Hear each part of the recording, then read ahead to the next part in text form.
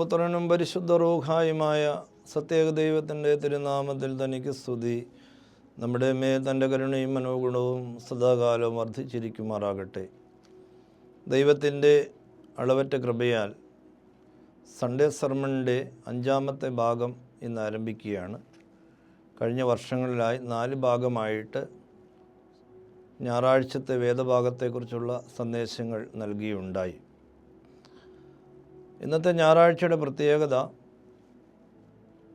സഭാവർഷത്തിൻ്റെ ആരംഭമാണ്.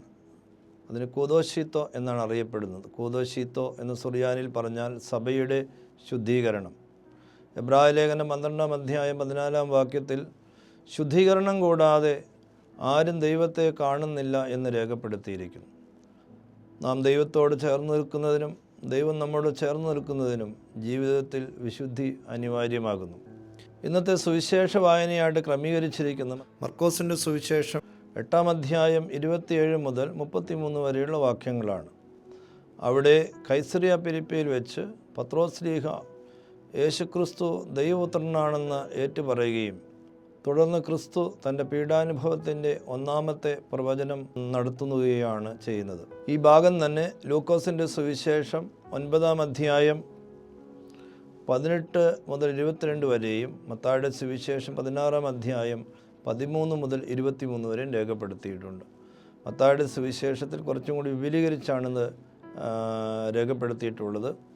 അവിടെ പത്രോസ് വിശ്വാസം ഏറ്റുപറയുമ്പോൾ പത്രോസിനെ പ്രത്യേകമായി അനുഗ്രഹിക്കുകയും സഭയുടെ അടിസ്ഥാനമായ പാറയാക്കി തീർക്കുകയും അതുപോലെ തന്നെ സ്വർഗരാജ്യത്തിന് താക്കോലുകൾ നൽകുകയും ചെയ്യുന്നതായി കാണുന്നു. കൈസരിയ ഫിലിപ്പിയിൽ വെച്ച് യേശുക്രിസ്തുവിനെ കുറിച്ചുള്ള തെറ്റായ ധാരണകൾ ശിഷ്യന്മാർ വഴിയായിട്ട് തിരുത്തുകയാണ് ചെയ്യുന്നത്. ലൂക്കോസിൻ്റെ സുവിശേഷത്തിൽ ഈ സംഭവം നടക്കുന്നത് പ്രാർത്ഥിക്കുന്ന അവസരത്തിലാണ്. എന്നാൽ മർക്കോസിൻ്റെ സുവിശേഷത്തിലും മത്തായിയുടെ സുവിശേഷത്തിലും യാത്രാവേളയിലാണ്. ക്രിസ്തുവിനെക്കുറിച്ചുള്ള ശരിയായ ധാരണ ശിഷ്യന്മാർക്കുണ്ടാകണമെന്ന് ക്രിസ്തു ആഗ്രഹിക്കുകയാണ്. ക്രിസ്തുവിനെക്കുറിച്ചുള്ള തെറ്റായ ധാരണകളെല്ലാം ക്രിസ്തു തിരുത്തുകയും തന്നെക്കുറിച്ച് തൻ്റെ ശിഷ്യന്മാർ കൃത്യമായ കാര്യങ്ങൾ മനസ്സിലാക്കണമെന്ന് ആഗ്രഹിക്കുകയാണ്. പൊതുസമൂഹം ചിന്തിക്കുന്നത് പോലെ ആയിരിക്കരുത് തൻ്റെ ശിഷ്യന്മാർ ചിന്തിക്കുന്നതെന്ന് ക്രിസ്തു ആഗ്രഹിക്കുന്നു. സമൂഹത്തിലെ തെറ്റായ ചിന്താഗതികളെയും പ്രവണതകളെയും തൻ്റെ ശിഷ്യന്മാർ അനുകരിക്കരുതെന്ന് ക്രിസ്തു ആഗ്രഹിക്കുകയാണ്. നമ്മുടെ സമകാലിക ചുറ്റുപാടുകളിൽ സമൂഹത്തിലെ തിന്മകളെയും തെറ്റായ ധാരണകളെയും അതുപോലെ ഉൾക്കൊള്ളുന്ന ആളുകളായിരിക്കരുത് ക്രിസ്ത്യാനികളെന്ന് ഇതിലൂടെ നമുക്ക് മനസ്സിലാക്കാനായിട്ട് സാധിക്കും. അൺക്രിട്ടിക്കൽ അസിമിലിയേഷൻ എന്ന് ഇംഗ്ലീഷിൽ പറയാറുണ്ട്. എന്ന് പറഞ്ഞാൽ കൃത്യമായി പരിശോധിക്കാതെ വിലയിരുത്താതെ കാര്യങ്ങൾ അന്ധമായിട്ട് സ്വീകരിക്കുന്നതിനാണ് അൺക്രിട്ടിക്കൽ അസിമിലിയേഷൻ എന്ന് പറയുന്നത്. കാണുന്നതെല്ലാം സ്വീകരിക്കുകയും സാംശീകരിക്കുകയും അതെല്ലാം ജീവിതശൈലിയാക്കി മാറ്റുകയും ചെയ്യുക. ക്രൈസ്തവരായ നാം എപ്പോഴും പൊതുധാരയിൽ നിന്ന് വ്യത്യസ്തമായിട്ട് ചിന്തിക്കുന്ന ആളുകളായിരിക്കും. മാനസാന്തരത്തെക്കുറിച്ച് ഒരു പണ്ഡിതൻ ഇങ്ങനെ രേഖപ്പെടുത്തിയിട്ടുണ്ട്: breach with existing convention of the society. നിലനിൽക്കുന്ന ആ ഒരു തിന്മകളിൽ നിന്നും ധാരണകളിൽ നിന്നും വ്യത്യസ്തമായിട്ട് ചിന്തിക്കുന്ന ആളുകളാണ് ക്രൈസ്തവർ. അതാണ് മാനസാന്തരമെന്ന് ഇതിലൂടെ നാം മനസ്സിലാക്കുന്നു. വിശുദ്ധ വേദപുസ്തകത്തിൽ പത്രോസ് ശ്ലീഹയാണ് ആദ്യമായിട്ട് യേശുക്രിസ്തു ദൈവപുത്രനാണെന്ന് ഏറ്റുപറയുന്നത്. മർക്കോസിൻ്റെ സുവിശേഷം ഗ്രീക്ക് ഭാഷയിൽ ഈ ഭാഗം രേഖപ്പെടുത്തിയപ്പോൾ നീ ക്രിസ്തുവാകുന്നു എന്ന് മാത്രമാണ്. എന്നാൽ സുറിയാനി വേദപുസ്തകത്തിൽ ഈ ഭാഗം രേഖപ്പെടുത്തുന്നത് നീ ജീവനുള്ള ദൈവത്തിൻ്റെ പുത്രനായ മശിഹയാകുന്നു എന്നാണ്. സുറിയാനി ബൈബിളിൽ ആത്തും ഷീഹോ ബ്രേദാലോഹോ ഹായോ എന്നാണ് രേഖപ്പെടുത്തിയിരിക്കുന്നത്. ക്രിസ്റ്റോസ് എന്ന ഗ്രീക്ക് ഭാഷയിലും ഷീഹോ എന്ന് സുറിയാനിൽ പറഞ്ഞാലും അഭിഷിക്തൻ, അനോയിൻറ്റഡ് എന്നാണ് അർത്ഥം. യേശുക്രിസ്തുവിൻ്റെ വ്യക്തിത്വത്തെക്കുറിച്ചുള്ള ശരിയായ വിശ്വാസവും ധാരണയും പത്രോസ് ശ്ലീഹന്മാരുടെ പ്രതിനിധിയായി വിശ്വാസം ഏറ്റുപറഞ്ഞത് സഭയുടെ ഏറ്റവും അടിസ്ഥാനപരമായ വിശ്വാസ പ്രഖ്യാപനമാണ്. നമ്മുടെ ആരാധനയിൽ നിത്യ വിശ്വാസ പ്രമാണം ചൊല്ലുമ്പോൾ ക്രിസ്തുവിൻ്റെ യഥാർത്ഥ വ്യക്തിത്വം, ക്രിസ്തു ആരാണെന്നുള്ള സഭയുടെ ശരിയായ കാഴ്ചപ്പാട് എല്ലാ ആരാധനയിലും ആവർത്തിച്ച് പറയുന്നു.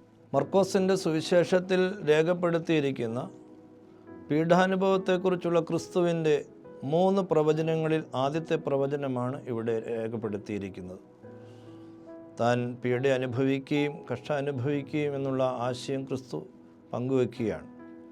3 പ്രാവശ്യം പീഡാനുഭവത്തെക്കുറിച്ച് പറഞ്ഞപ്പോൾ ശിഷ്യന്മാർ അതിൻ്റെ ശരിയായ രീതിയിൽ ഉൾക്കൊണ്ടില്ല. ഇവിടെ പത്രോസ് താൻ പീഡ അനുഭവിക്കുമെന്ന് പറഞ്ഞപ്പോൾ അപ്രകാരം സംഭവിക്കരുത് എന്ന് ക്രിസ്തുവിനോട് പറയുകയും ക്രിസ്തു പത്രോസിനെ ശാസിക്കുകയും ചെയ്യുന്നു. പത്രോസിൻ്റെ മശിഹ സങ്കല്പം എന്ന് പറയുന്ന പീഡ അനുഭവിക്കാത്ത ഒരു മശിഹായാണ്. എന്നാൽ ക്രിസ്തു അവതരിപ്പിക്കുന്ന മശിഹ സഹനത്തിൻ്റെയും ത്യാഗത്തിൻ്റെയുമാണ്. ഒന്നുകൂടി വ്യക്തമായി പറഞ്ഞാൽ പത്രോസ് ശ്ലീഹ ഉദ്ദേശിക്കുന്ന ആത്മീയത ത്യാഗവും സഹനമില്ലാത്തതും, എന്നാൽ ക്രിസ്തു ഉദ്ദേശിക്കുന്ന ആത്മീയത ത്യാഗവും സഹനമുള്ളതുമാണ്. പഴയ നിയമത്തിലെ മശിഹ സങ്കല്പം രാഷ്ട്രീയ പ്രാധാന്യമുള്ളതായിരുന്നു. മിലിറ്ററി പവറുള്ള ഒരു മശിഹയെയാണ് പഴയ നിയമം പ്രതീക്ഷിച്ചത്. എന്നാൽ യേശുക്രിസ്തു വ്യത്യസ്തമായ ഒരു സ്റ്റാൻഡാണ് ഉപയോഗിക്കുന്നത്. താൻ അങ്ങനെയുള്ള ഒരു ഭരണാധികാരിയല്ല, മറിച്ച് ത്യാഗവും സഹനവും പാലിക്കുന്ന ഒരു മശിഹയാണെന്ന് പുതിയ ആത്മീയത നമുക്ക് കാണിച്ചു തരുന്നു. യേശുക്രിസ്തു എന്ന മശിഹ കഷ്ടതയ്ക്കും ത്യാഗത്തിനുമായി വന്നിരിക്കുന്നതാണ്. അതുവരെ ഉണ്ടായിരുന്ന മശിഹായ സങ്കല്പത്തെ ക്രിസ്തു തിരുത്തുന്നതായിട്ടാണ് ഇവിടെ കാണുന്നത്. തെറ്റായ ആത്മീയ വീക്ഷണങ്ങളെയും കാഴ്ചപ്പാടുകളെയും എപ്പോഴും നാം തിരുത്തുകയും യഥാർത്ഥ മശിഹായെ നാം അനുകരിക്കുവാൻ തയ്യാറാകണം. നമ്മുടെ ആശാഴ്ചയുടെ പ്രാർത്ഥനയിൽ മശിഹ കഷ്ടപ്പെടുന്ന വ്യക്തിയാണെന്ന് നാം ആവർത്തിച്ച് പാടുന്നുണ്ട്. ഇങ്ങനെയാണത്: ശീഹ സ്കീപ്പാമൃതി കഷ്ടതകൾ കൈവന്നോനെ, പ്രാർത്ഥന കേട്ടിട്ടാൽ മക്കൾ മേൽ കൃപ ചെയ്യണം. മശിഹ കഷ്ടതയ്ക്കും മരണത്തിനും സ്കീപ്പായിക്കുമാണ് വന്നതെന്ന് നാം ഏറ്റുപറയുന്നു. ഇതാണ് യഥാർത്ഥമായ മശിഹ സങ്കല്പം. ഈ ഭാഗത്തു നിന്ന് ഒരു പ്രധാന ചിന്ത മാത്രമാണ് ഞാൻ പങ്കുവയ്ക്കുവാൻ ആഗ്രഹിക്കുന്നത്. ക്രിസ്തീയ ആത്മീയത ത്യാഗത്തിൻ്റെയും സഹനത്തിൻ്റെയും കഷ്ടതയുടെയും ആത്മീയതയാണ്. മറിച്ച് സുഖലോലുപതയുടെയും സമ്പന്നതയുടെയും ആഡംബരത്തിൻ്റെയും ഒന്നല്ല എന്നുള്ള സന്ദേശമാണ് യേശുക്രിസ്തു ഇവിടെ തൻ്റെ ശിഷ്യന്മാർക്ക് നൽകുന്നത്. പത്രോസ് മനസ്സിലാക്കിയ ആത്മീയത എന്ന് പറയുന്നത് സഹനമില്ലാത്ത ക്രിസ്തുവിനെക്കുറിച്ചാണെങ്കിൽ, ക്രിസ്തു നേരെ തിരിച്ച് ഞാൻ സഹനത്തിൻ്റെയും ത്യാഗത്തിൻ്റെയും ക്രിസ്തുവാണെന്ന് പരിചയപ്പെടുത്തുകയാണ്. നാം ഓരോരുത്തരും ക്രിസ്തുവിനെ അനുഗമിക്കുന്നത് ത്യാഗത്തിലൂടെയും സഹനത്തിലൂടെയും കഷ്ടതയിലൂടെയുമാണ്. സഭാപിതാവായ തെർത്തുല്യൻ ഇപ്രകാരം പറയുന്നുണ്ട്: no one can avoid suffering and confess Christ. യേശുക്രിസ്തുവിനെ ഏറ്റുപറയുന്ന ഒരാൾക്കും കഷ്ടതയിൽ നിന്നും സഹനത്തിൽ നിന്നും മാറി നിൽക്കുവാനായിട്ട് അത് സാധിക്കില്ല. യേശുക്രിസ്തുവിൻ്റെ വഴി ക്രൂശിൻ്റെ വഴിയാണ്. മർക്കോസിൻ്റെ സുവിശേഷം 8-ാം അധ്യായം 34-ാം വാക്യത്തിൽ എന്നെ അനുഗമിക്കുന്നവൻ കുരിശെടുത്ത് തന്നെ എന്നെ പിന്നാലെ അനുഗമിക്കട്ടെ എന്ന് പറയുന്നുണ്ട്. റോമാലേഖനം 8-ാം അധ്യായം 5-ാം വാക്യത്തിൽ പൗലോസ് അപ്പോസ്തലൻ നമ്മളിങ്ങനെ ഓർമ്മപ്പെടുത്തുന്നു: ക്രിസ്തുവിൻ്റെ സ്നേഹത്തിൽ നിന്ന് നമ്മെ വേർതിരിക്കുന്നത് ആർ? കഷ്ടതയോ സങ്കടമോ ഉപദ്രവമോ പട്ടിണിയോ നഗ്നതയോ ആപത്തോ വാളോ? ഇങ്ങനെയുള്ള യാതൊരു കാര്യങ്ങളും, കഷ്ടപ്പാടുകളും ത്യാഗങ്ങളും പ്രതികൂലങ്ങളും പ്രതിസന്ധികളും യേശുക്രിസ്തുവിൻ്റെ സ്നേഹത്തിൽ നിന്ന് നമ്മെ വേർതിരിക്കുവാൻ സാധിക്കില്ല. ഈ ത്യാഗത്തിലും കഷ്ടതയിലൂടെയുമാണ് നാം യേശുക്രിസ്തുവിനെ അനുകരിക്കേണ്ടത്. നമ്മുടെ വിവാഹ ശുശ്രൂഷയിൽ നാം ഇപ്രകാരം പാടുന്നുണ്ട്: ദുർഗമമാർഗങ്ങളിലൂടെ ചോരന്മാരെ കൂസാതെ യോർദാൻ നദിങ്കൽ ഞാൻ പോയി അവനെ ജനമധ്യേ തേടി. യേശുക്രിസ്തുവിനെ തേടിയുള്ള സഭയുടെ യാത്ര ദുർഘടമായ മാർഗങ്ങളിലൂടെയാണ്. ത്യാഗപൂർവമായ ആത്മീയതയ്ക്ക് ദുർഗമാർഗങ്ങളിലൂടെ യേശുക്രിസ്തുവിനെ പിന്തുടരുന്നത് ഉത്തമ മാതൃക സഭയിലെ രക്തസാക്ഷികളാണ്. അവരുടെ ജീവിതം പോരാട്ടങ്ങളുടെ ജീവിതമായിരുന്നു. രക്തസാക്ഷികളുടെ ഓർമ്മയും പെരുന്നാളുകളും ത്യാഗോജ്വലമായ ജീവിതത്തിലേക്ക് നമ്മെ നയിക്കുന്നതിന് ഉത്തേജനം നൽകുന്ന ഒന്നാണ്. ഇന്നത്തെ സമൂഹത്തിൽ തെറ്റായ ആത്മീയ ക്രമങ്ങൾ കാണാനായിട്ട് സാധിക്കും. സമ്പന്നതയുടെ ആത്മീയതയും സുഖലോലുപയുടെ സുവിശേഷവും കേൾക്കാനായിട്ടും പിന്തുടരുവാനുമായിട്ടും ആളുകൾ ഏറെ ആഗ്രഹിക്കാറുണ്ട്.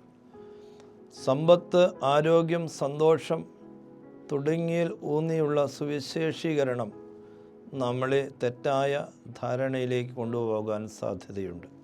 പ്രശസ്ത ജർമ്മൻ വേദശാസ്ത്രജ്ഞനായ ബോണോഫറിൻ്റെ പ്രസിദ്ധമായ കൃതിയാണ് കോസ്റ്റ് ഓഫ് ഡിസൈപ്പിൾഷിപ്പ്. അതിൽ അദ്ദേഹം 2 പദങ്ങൾ ഉപയോഗിക്കുന്നുണ്ട്: costly grace and cheap grace. Costly grace എന്ന് പറഞ്ഞാൽ ത്യാഗപൂർവമായ ക്രിസ്തുവിനെ നമ്മൾ പിന്തുടരുമ്പോൾ നമുക്ക് ലഭിക്കുന്ന കൃപയാണ്. ചീപ്പ് ഗ്രേസ് എന്ന് പറഞ്ഞാൽ ത്യാഗമില്ലാതെ നമ്മൾ ക്രിസ്തുവിനെ അനുകരിക്കുക. എ ഗ്രേസ് വിത്തൗട്ട് ക്രോസ്, കുരിശില്ലാത്ത കൃപ. ഒരുപക്ഷെ ആളുകൾ കൂടുതൽ ആഗ്രഹിക്കുന്നത് അതായിരിക്കും. എന്നാൽ നമുക്ക് മുന്നിലുള്ളത് കോസ്റ്റ്ലി ഗ്രേസ് ആണ്. ത്യാഗത്തിലൂടെയും സഹനത്തിലൂടെയും ക്രിസ്തുവിനെ അനുകരിക്കുവാൻ സാധിക്കുക.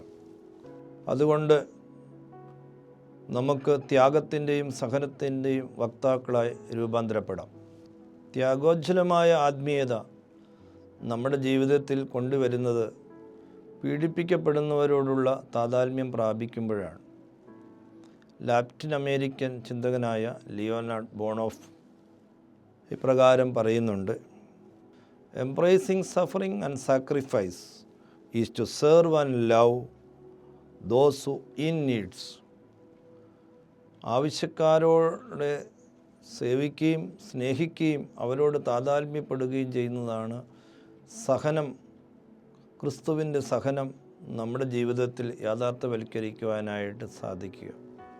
ഇപ്പോഴത്തെ പോപ്പ് ലിയോ 14 ആദ്യത്തെ ചാക്രിക ലേഖനം ഇറങ്ങിയിരിക്കുന്നത് ഒക്ടോബർ മാസം 9 104 പേജുള്ള ആ പുസ്തകം വളരെ ചിന്തോദ്ദീപകമാണ്. പുസ്തകത്തിൻ്റെ പേര് ദി ലെക്സിത്തെ, മലയാളം ഞാൻ നിന്നെ സ്നേഹിക്കുന്നു. ദൈവസ്നേഹവും ദരിദ്രരുള്ള സ്നേഹവും പരസ്പരം ബന്ധപ്പെട്ട് നിൽക്കുന്നു. അദ്ദേഹം ഇപ്രകാരം പറയുന്നു: ദരിദ്രന്മാരുടെ മുറിവേറ്റ മുഖങ്ങളിൽ നിഷ്കളങ്കരുടെ സഹനങ്ങൾ കാണാം. നിരപരാധികളുടെ സഹനങ്ങൾ മശിഹായുടെ സഹനങ്ങളാണ്. നീതിനിമിത്തമായി പീഡിപ്പിക്കപ്പെടുന്നവരും അടിച്ചമർത്തപ്പെടുന്നവരും മശിഹായുടെ പ്രതിബിംബങ്ങളാണ്. അവരോട് ചേർന്ന് നിൽക്കുമ്പോഴാണ് ക്രിസ്തുവിൻ്റെ സഹനം നമുക്ക് യാഥാർത്ഥ്യവൽക്കരിക്കുവാൻ സാധിക്കുകയുള്ളൂ. കഷ്ടതയ്ക്കും മരണത്തിനും സ്കിപ്പൂസായിക്കും എഴുന്നള്ളി വന്ന ക്രിസ്തുവിനെ നമ്മുടെ സമകാലിക സമൂഹത്തിൽ ഇതുവഴി യാഥാർത്ഥ്യമാക്കുവാൻ സാധിക്കട്ടെ. ദൈവം അനുഗ്രഹിക്കട്ടെ.